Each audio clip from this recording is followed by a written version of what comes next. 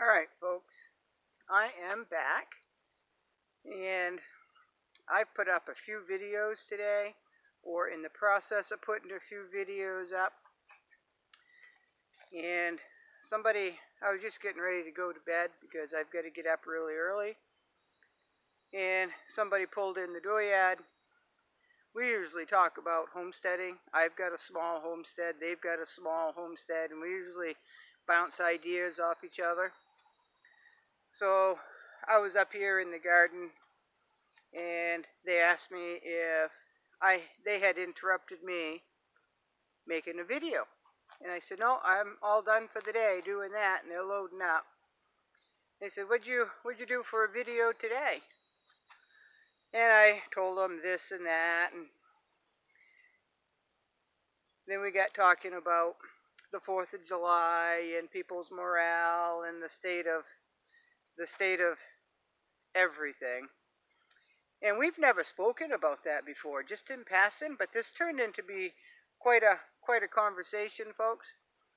And so I told him about the 4th of July, my 4th of July video in CERN, right? And he said, you seem awful passive with all of this. I said, what do you mean passive? He said, you seem pretty accepting about what's going on. And I'm like, well, I don't know what makes you think that. What makes you think I'm accepting of what's all the BS that's going on? And he said, well, you're pretty calm about it. He said, you're saying that you don't agree and everything is not looking good. He said, but you're quite calm.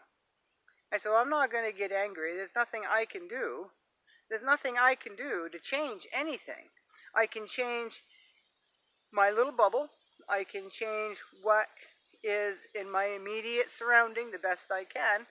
And I can control how I think, and I can control my behavior and my attitude toward it. And it's not an accepting behavior. It is not an approval behavior whatsoever. But me getting upset is not going to change what is happening. So I choose to be just make things happen on my end, adjust accordingly on my end. And there are some more adjustments coming too, by the way. And I won't get into it today, but there's going to be some changes.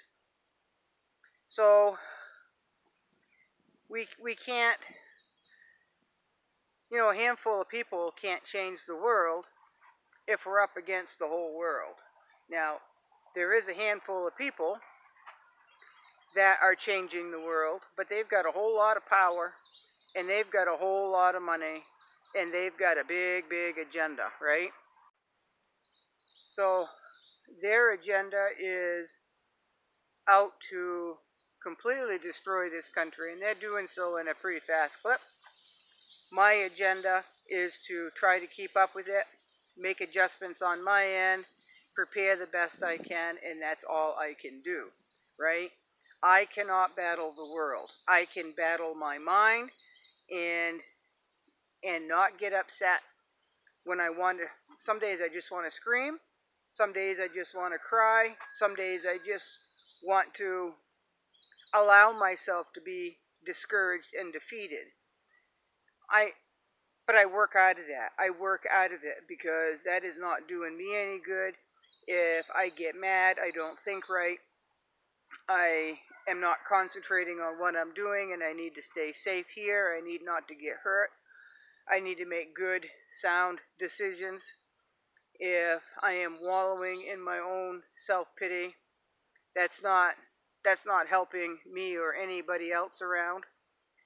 And I'm not going to get angry when it's very easily to do, folks. I'm not going to get angry because I'm not going to get angry about something I have no control over. So I adjust here accordingly, and it changes almost every day. And that's all I can do on my end. That's all you can do on your end. We do not know what is going to happen. We know it's not looking good, and it's going downhill real fast, right? Now, about this CERN thing, again, there's a handful of people that are scientists who are trying to make names for themselves. I learned a long time ago that titles mean absolutely nothing to me. Titles, I've held some pretty good important jobs, folks, and I had titles. I did not brag about those titles. I never spoke about those titles. I never acted like I was better than anyone else. I got along really, really well with those who did not have titles. They respected me because I treated them for who they were, and they are human, right? So you get somebody that has just a little bit of title, and it could be just a minuscule title, and they go on power trips. Their ego just inflates, and they feel they have all this power, and it has gone to the head, and they need to be cut down a couple of notches. That's just my opinion. Titles do not mean anything to me whatsoever. I look at you like you're human. You are a living, breathing thing, and you deserve respect, just like I deserve respect. So, a PhD behind your name doesn't mean nothing to me. It means that if you're a doctor, a medical doctor, or a surgeon, that would mean something to me if I needed your assistance or somebody else needed your assistance because you've got more education in that, right? But in order to become a doctor, uh, a long time ago, somebody says you've got a D doctor or a C minus doctor, and I said, well, what do you mean by that? They said you've got some doctors that graduate with A pluses, and then you've got some that graduate with C minus or D pluses, and they still have the same degree, and they're still practicing medicine. You know, I never thought about that. If I want medical advice, I want an A plus doctor, folks. So I don't even know where I was going with that. But, and again, I'll go right back, just like I told him, I cannot change anything but my outlook on stuff, and I choose to have a positive outlook. I choose to live my life as happy as I can, as comfortable as I can, because life is way, way, way too short. It's just way too short, folks, to worry all the time, to be mad all the time, to let your anxiety control your life, to let depression control your life. And I know that folks who have anger issues, they have mood disorders, they have depression, they have anxiety that they have to work at. And some of them choose not to work at it. Some people like that little high. Some people like that little low. Just like with drugs. You can get uppers or you can get downers, right? It depends on what you like. So I like to be happy. I like to be busy. I like to be a worker. I like to be a thinker. I like to be creative. And that's just who I am. And in this world that we live in, I have to be a thinker. I have to be a creator. I have to be mindful of my surroundings at all times, not just because the world has gone to hell, but because I am growing a garden and I am growing meat for my food. And if a predator comes around, I need to be mindful of that predator. If something comes into my garden, like the potato bugs, I need to get on top of that. I need to be mindful that if I'm out of the garden for 2 or 3 days, I could lose a vast majority of my garden if the bugs come in and I do not see them because I am not in my garden. You have a responsibility. If you have a garden, you need... It's like, again, I go right back to being a child. Your garden is your child. It needs to be tended to. It needs to be fed. It needs to be watered. And it needs your attention, right? So I'm not going to spend all this time and money to have a garden just to let it go. Now, I did that one year. We had so much rain, folks, so much rain, and it was so cold throughout the whole growing season. And in August, I just walked away from my garden. Things were rotting. I couldn't keep up with any of the bugs. It was just insane. It was like an apocalypse in my garden that year. So I just walked away from that garden. let it go, because I had done all that I could do. And I went out and bought my food for that year, and that's what I ate the next year. So sometimes you have to do that. Sometimes you have to turn completely around and make different decisions so you can survive. Now, I know that I'm going in a lot of directions here, but this is what's on my mind. My garden is my baby. It is my food. It is my insurance that I will be fed next year, because I grow 90+% of what I eat in an entire year. So the garden is very important to me. So yes, I do spend a lot of time in my garden. I go out and I clip my tomato plants when I need to. I pick off bugs when I need to. I go right around and lift up the leaves, making sure there's no bug eggs. And then I miss some, folks. And then I miss some. But I feed the garden, side dress garden when I need to. I haul 5-gallon buckets of water up here and water when I need to. That's hard work. It is so much hard work, folks. And I could go to the store and I could buy my food. I could. And something could happen. We could get a hailstorm, folks. We could get the worst weather imaginable from here on out, and I still even after all this work, I still have to go out and buy my food. That's just the way it is.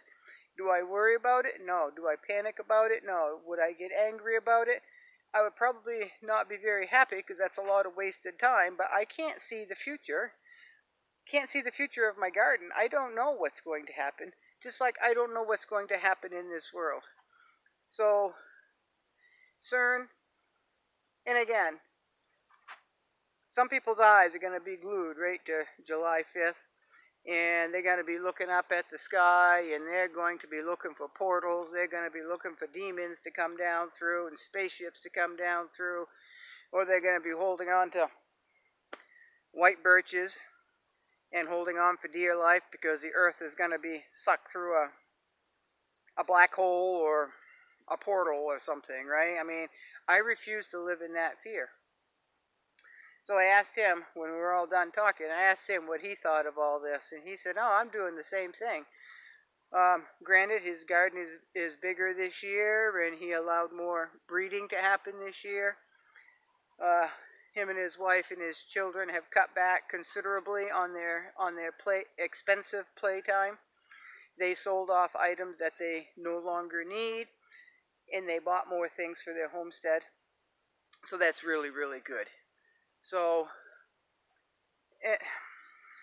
we can't panic, folks. And I'm not being passive. Trust me, I am not being passive. You go right down and you look at my older videos, I am not being passive. Now, someone said the other day why I changed course on my topic. You started out with shit at the fan and all of this stuff, and now you've gone to homesteading. Well, I've addressed it before. Talking about shit at the fan gets very, very boring for me, and there's only so much I can say. And that was in the winter. That was a topic to talk about. That was on my mind at the time. Now that the garden it's garden season, the garden is what's on my mind, but it's all related to preparing for the hard times ahead. Now, granted, I lived this way before the world started going to hell. This is really nothing new to me. I had my meat, I had my garden, and just my mindset is a little bit different.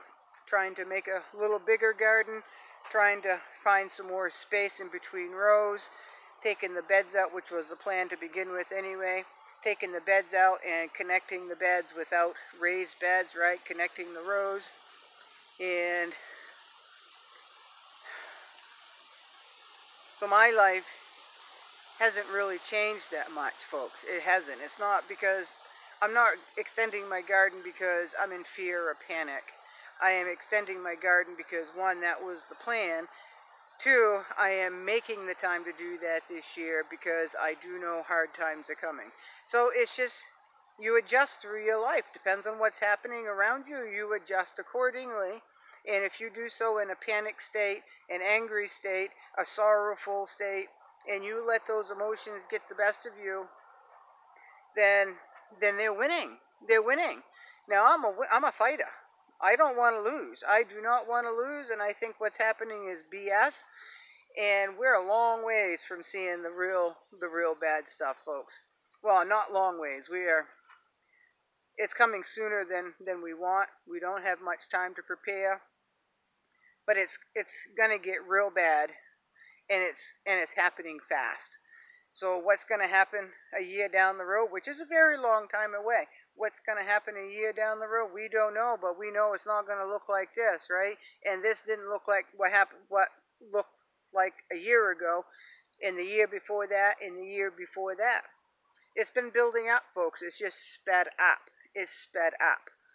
So it's happening at a faster pace, and that's got people a little bit anxious. That's got a lot of people worried. And it's got a lot of people on the ball.